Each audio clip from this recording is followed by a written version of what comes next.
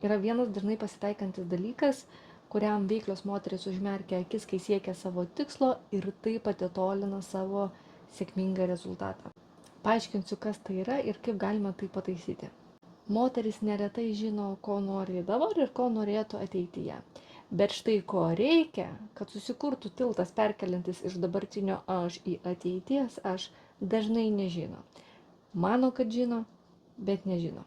Ir štai yra tokia taisyklė, kad negali sutvarkyti to, ko tu nežinai. Pavyzdžiui, moteris nori geresnių santykių su savo vyru.